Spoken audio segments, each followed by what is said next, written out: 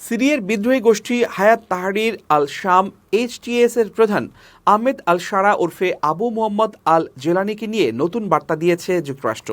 জেলানির মাথার উপর যে $1 কোটি পুরস্কারের ঘোষণা করা হয়েছিল, যুক্তরাষ্ট্র তা তুলে নিয়েছে। প্রতিবেদনে বলা হয়েছে, সিরিয়ার নতুন প্রশাসনের সঙ্গে বৈঠকের জন্য দামেস্কে গেছেন মার্কিন প্রতিনিধি দল।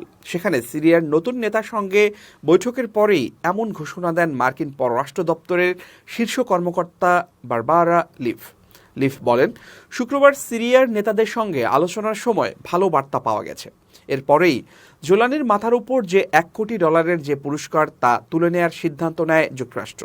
এছাড়া আলোচনায় সিরিয়ার কোনো গোষ্ঠী যেন বহির্বিশ্বের জন্য হুমকি না হয়ে উঠতে পারে এ বিষয়ে জোর দেন যুক্তরাষ্ট্রের প্রতিনিধিরা।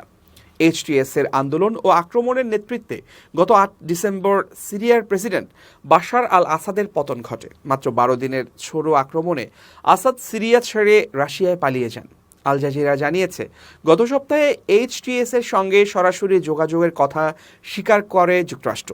এরপরেই সেখানে নতুন প্রশাসনের সঙ্গে আলোচনার জন্য সিরিয়ায় যায় মার্কিন প্রতিনিধি দল।